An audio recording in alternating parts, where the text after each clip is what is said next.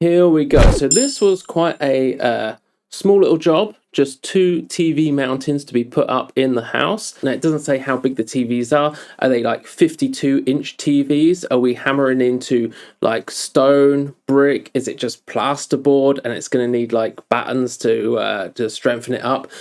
Who knows? Like, it doesn't actually mention it all in the actual lead itself. It just says two TV mounts, how much please? So with that in mind, this is my type of pricing model. Now, I don't actually go into this much depth every single time I'm going to sort of price up a job, but generally this is my chain of thought. This is what I've done beforehand and obviously what you can do as well. So here we go, 10-mile round trip. This is pretty basic for me, like 5 miles there, 5 miles back. Pretty simple here, and we've got 45 pence per mile for van mileage. Here in the UK, you're going to see that the average price here is 45 pence per mile up for the first 10,000 miles. So 10,000 miles is going to mean £4,500. So if you have a think about the price of a van, probably sort of like 20 to 30,000, and you're going to have it for say 5 years. So 4,500 per year minus everything that you've taken off in terms of paying for the actual fuel, which is going up all the time, and also the insurance and the tax, the MOTs, the tires, the brakes, the servicing, all this type of stuff. You know, how much of that 4,500 per 10,000 miles is actually left at the end of a few years to buy a new van, which was as good as the one you bought? Personally, I think 45 pence per mile is probably a little bit on the low side, but you can just about make do. And hey, before we go any further on this, I just want to point out here that I was offering £50 to do this job. Now, do comment down below if you think that is a little bit steep just for setting up a couple of TV mounts.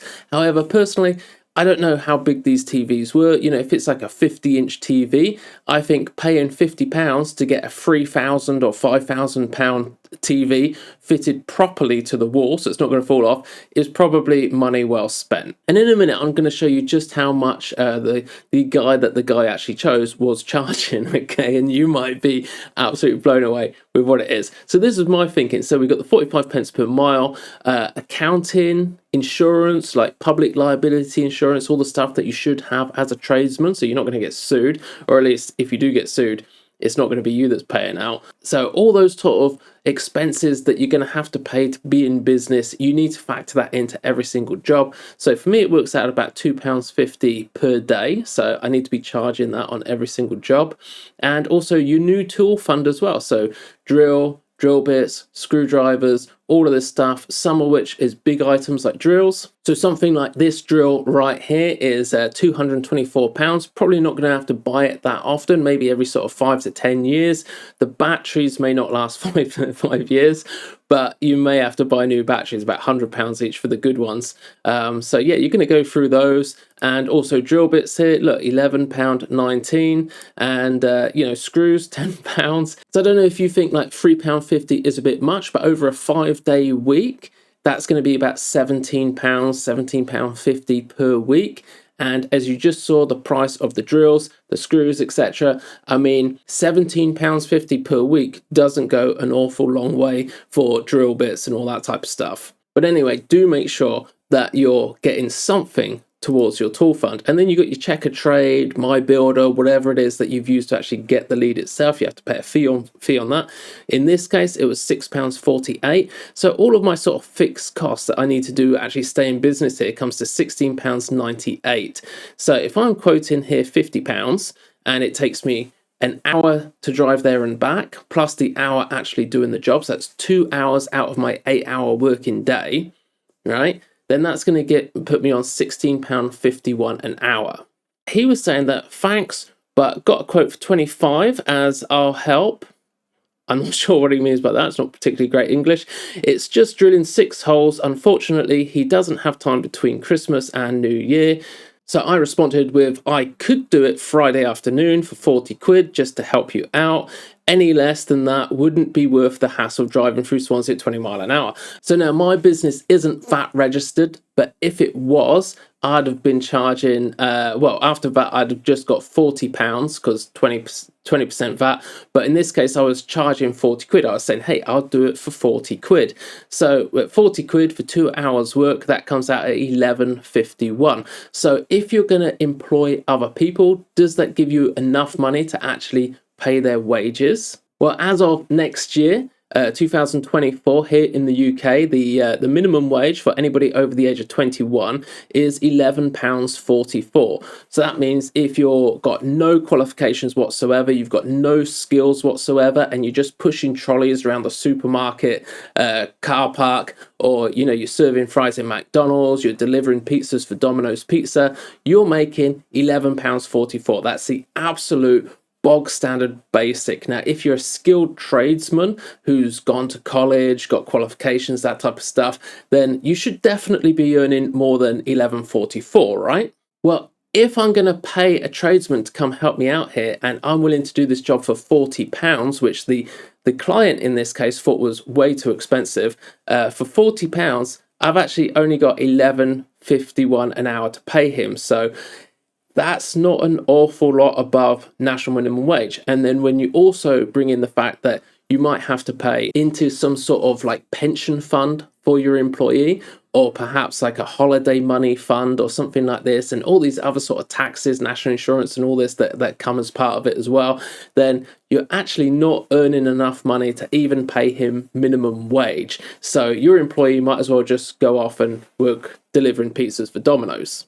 So from my perspective, guys, I think £50 and £40 is obviously the cheapest that I could possibly do it. However, this other guy that was offering it to do it for £25, though, how would the figures stack up if you're going to go that cheap? Well, here it is. I mean, the fixed costs do not change at all. They're all going to stay the same. It's still going to cost me about £17 in fixed costs. But if I'm just charging £25, that's £8 left. Okay, over 2 hours, I'm working for £4 an hour. £4, well below national minimum wage. I might as well just go lock myself up now for paying less than a lot less than national minimum wage. So you can't do that at all. However, this guy, the guy quoting £25, was actually living over here in Mountain Ash. So he didn't have a website, but I did check him out online to find out who he was. And he's going to drive all this way, 31.3 miles, all the way to Swansea to do a job for £25. And that is about 50 minutes drive there, and then 50 minutes back again, so almost 2 hours of driving. If you're going to go that cheap and that absolutely stupid, this is how it stacks up for you. Okay, you got 45 pence per mile. Obviously it costs exactly the same for everyone, no matter how much you're charging. It's going to cost him £27.90 just in fuel, van maintenance and wear and tear on his van, etc., just to drive down from Mountain Ash all the way to Swansea. All the costs here come to £40 just for him to actually come and do the job. And then when you put in his travel time and his work time, 2.5 hours, he's actually losing £6.15 per hour. So guys, just don't be stupid, okay? Work whatever your figures are out before you go pricing jobs. Now, this guy, Prestige Property Services, he's been on the app for quite a while. He's got quite a few reviews under his name already, so it's not like he's necessarily a bad tradesman. I think probably in this case, he just didn't actually look to see where the lead was, and once he works out it's in Swansea, he's probably not actually going to turn up, because I know I certainly wouldn't want to lose that much money just for going to hang a couple of TV mounts. So I don't know, let me know in the comments down below how much you would charge to hang a couple of TV brackets, and that's it. Maybe give me a like and a subscribe, and I'll do more videos like this. That's it for now. I'll see you again in the next video.